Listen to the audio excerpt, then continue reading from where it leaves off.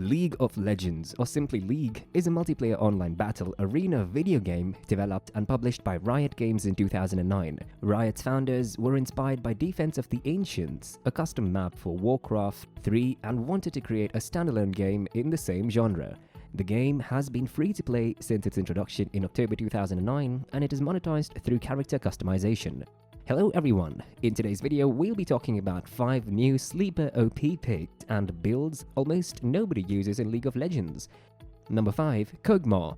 KOG'MAW is a curious yet disgusting beast with an acidic, gaping mouth that emerged from the decaying void invasion deep in the wastelands of Ikathia. To completely comprehend this void spawn, it must nibble and droon on anything within reach. Though not intrinsically evil, KOG'MAW's seductive naivety is dangerous, so it frequently proceeds a feeding frenzy not for food, but to satiate its insatiable curiosity. When the prophet Malzahar was reincarnated by Ikathia, he was driven there by a menacing voice that became ingrained in his mind. This voice placed awful purpose on him from within, and even though its call no longer afflicted Malzahar, the voice continued to summon him. A stinking beast ambled through a threshold it didn't understand, expanding a split between the spaces that were never meant to meet. Lured forth by his baleful beacon's soothing flicker, now fastened to Runeterra, KOG'MAW materialized in Valorant with disturbing curiosity among the ghostly remains of Ikathia. The spark that brought him to Runeterra taunted him once more, softly nudging him towards Malzahar. The stark horror of all he experienced on his voyage also encouraged him to familiarize himself with his new environment. Runeterra's wonderful hues and fragrances entranced KOG'MAW, so he studied the unusual world's fruit the only way he knew how, by devouring them. At first, he just took samples of the wild flora and fauna that he came across.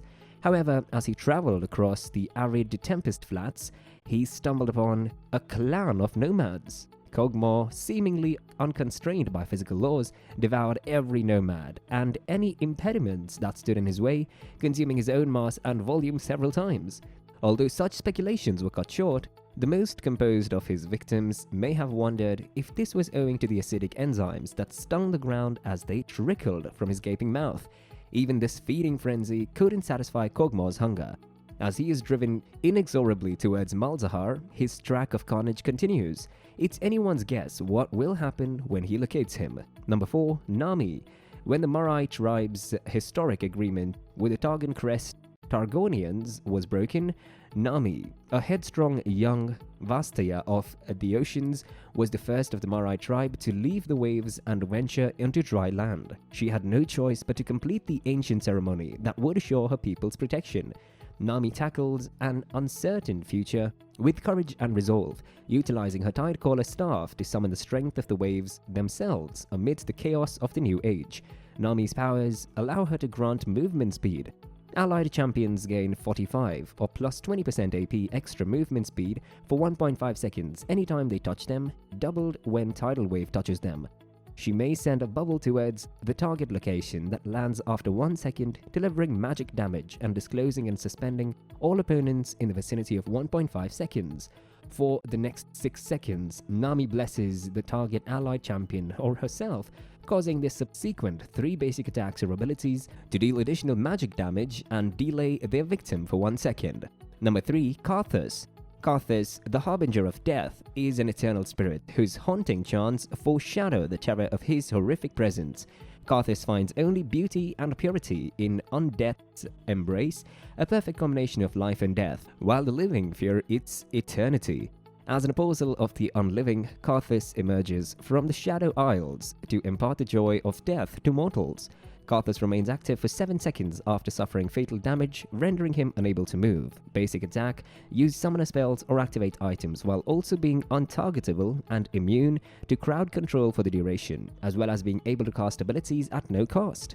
KARTHUS summons a blast at the target location that explodes after 0.528 to 0.759 seconds, allowing sight of the region before inflicting magic damage on all enemies within, which is increased when just one target is hit. For 5 seconds, KARTHUS conjures a passable wall of spectral energy perpendicular to his facing at the selected place, providing sight around its pillars and center. Enemies who pass through the wall for the first time from the same cast are slowed for 4 seconds, decreasing over time, and their magic resistance is reduced by 15% for the same amount of time. KARTHUS creates a necrotic aura around himself, inflicting magic damage to all adjacent opponents every 0.25 seconds. Toggling Defile off causes a damaged tick. When Defile cannot be turned off while channeling Death Defied, it can be done while conducting Requiem. KARTHUS channels for 3 seconds, after which he deals magic damage to all targetable enemy champions. Number 2. KAYLE. KAYLE was born to a Targonian aspect during the Rune Wars, and she carried on her mother's legacy by fighting for justice on Divine Flames. For many years, she and her twin sister Morgana were the protectors of Demacia, until KAYLE got disillusioned by mortals' recurrent failures and left the land entirely. Legends persist in punishing the unjust with her fiery swords, and many people hope she will return one day. Before achieving her divine condition, KAYLE must ascend through 4 forms, each of which grants her additional benefits. At level 1, 6, 11, and 16, she spends a skill point to climb. KAYLE's basic attacks give her 6% or plus 1% every 100 AP extra attack speed for 5 seconds, stacking up to 5 times for a total of 30% or plus 5% per 100 AP bonus attack speed. While at maximum stacks, she also becomes exalted, getting an additional 8% movement speed benefit. KAYLE becomes ranged at level 6, gaining 350 additional attack range for a total of 525. KAYLE's basic attacks blast a wave of fire forward that does 15 to 35 or plus 10% extra AD plus 25% AP. Magic damage to all opponents it passes through while she is exalted. Critical strike modifiers have an impact on the wave. KAYLE gains additional 100 bonus attack range at level 16 for a total of 625, and the bonuses from Zealous are now permanent, not stackable. In front of her, KAYLE conjures a gateway that points in the desired direction. A celestial sword emerges from it after a 0.25 second cast delay. When you collide with an adversary, the sword extends. Target hit, take, magic damage are slowed for 2 seconds, and their armor and magic resistance is decreased by 15% for 4 seconds. KAYLE and the selected allied champion are healed for 2 seconds and receive extra movement speed. SHEN. SHEN serves as the Kinko's leader, the Eye of Twilight, among the clandestine Lonian warriors known as the Kinko.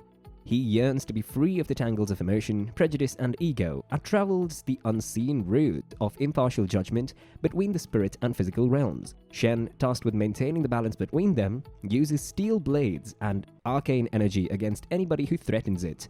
SHEN is a mystery in both the spirit and mortal realms, as he belongs to neither. Despite being born into one of Northern Navori's most illustrious families, it was his father's duty as the Eye of Twilight that sealed his faith in the Kinko Order. He was immersed in the Order's culture as the son of Great Master Kusho, and its essential precepts were known to him as the Lonian Sunset. He understood the importance of tree pruning, the determination of sun coursing, but most importantly, he gained the knowledge of star watching. Throughout his boyhood, he meditated and studied, and all of his professors thought he was exceptional. SHEN taught Akali Jominteti how to master the art of stealth and deception. Mayim, Kusho's mother, had fought with him as the Fist of Shadow, and it appeared that her daughter could do the same. Even so, SHEN was forced to advise moderation whenever Akali attempted to retaliate against their mortal opponents. Many Lonians cheered the victorious resistance when Noxus ultimately withdrew. Others, like SHEN, suffered the ramification of war. He continued to do his duty while grappling with his hatred for Zed and doubts his own leadership abilities in secret. The First Lands had significantly suffered due to the years of conflict, and SHEN was unsure whether the restored Kinko would ever be able to right the balance. Indeed, he sensed Akali's drifting away even as she became the new Fist of Shadow. She eventually left the group after openly denouncing his beliefs. SHEN sat in meditation, gazing at the stars, and realized that Akali, like the Kinko, would have to find her own way. What do you think about these characters? Do you think they are powerful? Let us know in the comment section down below.